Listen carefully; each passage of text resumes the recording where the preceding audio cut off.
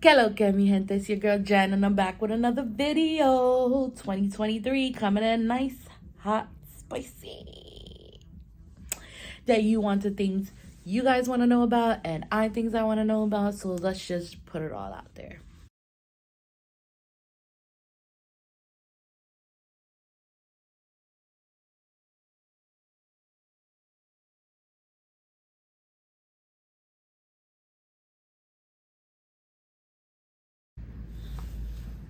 So it's health day. Let me tell you about my health. A little bit things that's going on. So I've been anemic since I don't know. I've always been anemic. My mother told me I'm an anemic. I've always taken the home remedies that my mother used to make for me and family members will all make for me because my anemic became severity when I got my menstrual cycle started. That's when it really started to be a toll on me and my family because I would be looking like death all the time. And since I always looked like I was dead, I learned to succumb it, and sometimes I've learned to just push through it, grind through it. Through middle school and high school, when I started it, I was just cramping really bad. It was just horrible pain. But as I grew older, and started having, some little good old time, like they say, it got bad. I would go months with my cycle, and it wouldn't be no thin little thing. It was a super duper changing pads, 5 to 6 pads in 1 hour every single day. It was the worst thing ever. I would go to doctors. They don't know what to do. They would say, change a pad, stop, changes what I'm eating, go dairy free, go gluten free. I've changed so much of my diet because of my periods. It was going crazy. And I didn't understand why. Why I was going this much, why it was this heavy. And mind you, this started when I was younger. And I'm 32 now. And I didn't know. At that time, I didn't know what was going on. And it sucked so bad. So I got over to Alaska. For those who didn't know, I used to live in Alaska. Another time, another video. Stay tuned. And I moved to Massachusetts. In Massachusetts, it started to die down. I was like, oh, maybe it's because I wasn't getting enough vitamin D or whatever. So I'm getting more stuff into me. And then I started seeing a doctor. With this doctor, they told me that they needed to go check scans on me. And I was like, okay. So they did scans on me. They did a whole little, all those scans on me. And they ran some tests with my blood, and they said they think I have PCOS. And I was like, what is PCOS? I've never heard of it. The term is polycystic ovarian syndrome. That's what it is. And I was like, so what's gonna happen? I was just trying to figure out. And the doctor was telling me, if you lose weight, it will go away. You won't be able to have kids, but if you lose weight, that might change. And I was like, okay, so now I gotta lose weight. This diagnosis happened in 2019. And we're in 2023 right now, so yeah, you 19, 20, 21, 22, 23, almost 4 to 5 years now. That diagnosis happened. And then all right, so I was like, okay, I gotta change my diet, I gotta start. So I talked to a couple of people, was talking to my sister. I was like, hey, I kind of need to start losing weight. This is what's been going on with my body. And I told my sister, and she was like, well, try the keto diet. Keto diets have worked for me. I started doing keto diet. I lost about 5-6 pounds. Nothing. Then I started started doing going to the gym, like jogging, running, like trying to get stuff in, like moving about. Nothing. And I was just like, what the hell am I gonna do? Then COVID started. Everybody was home. While I was home, I went to school for my esthetician, which is why we're here, you know what I mean? And it's like, I just let it go. I was like, well, fuck it. I'm just gonna keep bleeding or whatever and figure it out whenever it figures out. So months, years go by, and I went to go see a doctor.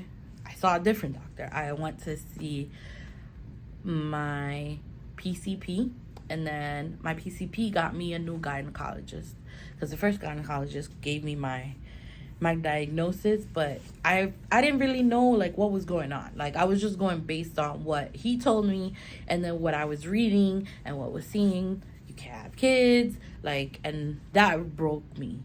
The fact that they told me, and I was reading that I would never have kids, and the way that I love kids, it really, really hurt me so much. Like, I don't understand it. Like, it was bad for me. And I didn't really share this with anybody, like not even including my mom or my sister, but I was so hurt. And people would ask me, oh, when will you have your kids? Or when is you having kids? And I'm like, when they come, they come. But in the back of my head, it's like, if you only knew, like, I could never have kids. So it broke me. It really did. And I tried not to show it, try to be happy, because you never know. But yes. Okay, so back, I got a new gynecologist. I told her what I was diagnosed with, and she was like, girl, even if you lose weight, you still can have it. And I was just like, what? And she was like, yes, you don't have to.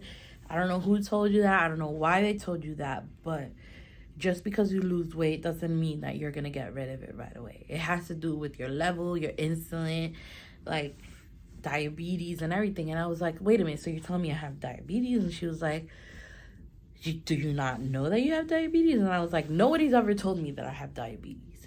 So I got tested, and she sent all the levels, and she was like, you're not diabetic, but you're pre-diabetic. And then like a couple of months later, they was like, yeah, you're in the diabetic line. And I was like, well, shoot. This is all last year, 2022, from starting in August till now. Like, stuff has been like going into, I'm knowing what I have, what's going on with my body, what's going on with me, how I'm helping it, and things like that. Excuse me. So she got me to see a different specialist, an endocrinologist. Yeah, an endocrinologist. And then they started up on me on a couple of different meds. I can't pronounce them, so I'll probably put them down somewhere, the meds that they started me on.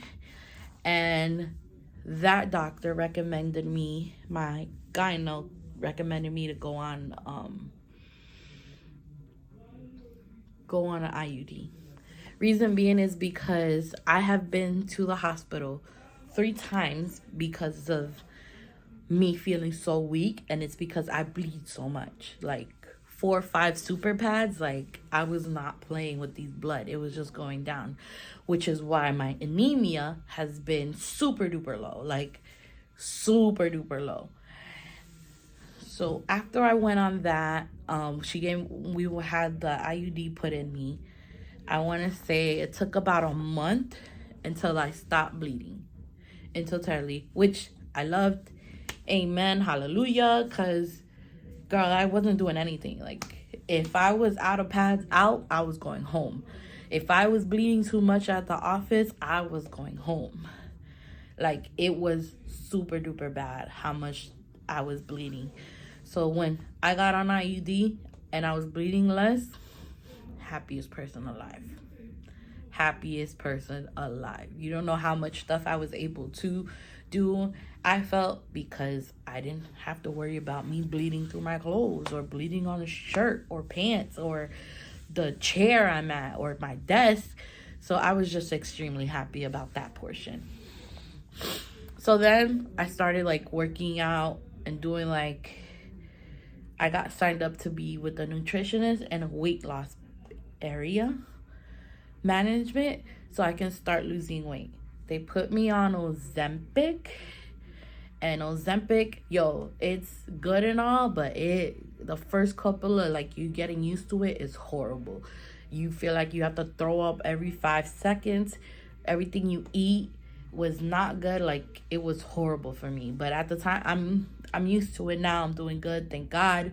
But it was bad. They put me on Ozempic, and then I started seeing a nutritionist. And the nutritionist told me she gave me a test of like what I have allergies to. So I have to continue to be dairy free and gluten free. And gluten free is the most difficult one because everything in this goddamn world that's good has freaking gluten in it. Like, so I'm still working on my gluten area, but dairy has been a lot easier for me. I have switched to coconut milk. Coconut milk is amazing. I love it. Like, it's the easiest transitioning for me was coconut milk because I love coconut water. And me being Hispanic and all, like, I've always had coconut available to me. So I did coconut milk. I love it. It's great. But gluten, the pasta I love. Oh, another one that was hard is cheese. Because I love me some damn cheese. But cheese is hard. Oh, my God. Would I kill for some good old cheese right now? Some mozzarella, the provolone. Oh, the cheese. All right. Let me stop thinking about it. Because then I'm going to want it and I can't have it. And that's all bad. So, yeah. So, I'm dairy-free. I'm trying to get gluten-free as well. So my period's a lot lighter, and I'm seeing a nutrition and a weight loss manager, and I'm considering doing the weight loss surgery. The reason being is because I'm about to be 33, and I don't know, like, I don't think I'm gonna have kids. Like, I wanted to hold out on that because I was thinking I was gonna have some kids, but I don't know if I'm gonna ever have any. So I was just like, all right, so we might as well do that because I'm going to be the greatest aunt in the world. So everybody that I know, I'm either their godkid's mother or I'm an aunt. And I love being it. So I'm okay with just being an aunt. They just keep coming in and out of the shop, I guess. So yeah, that's where we're at. If you have any questions, you can leave a comment down there. I know it was a lot, but just know that I have control of my periods. And I'm working on my PCOS as well. I hope if I do go through with the surgery, it does help out a little bit, but I already put it in my mind that this is just gonna be with me for a while.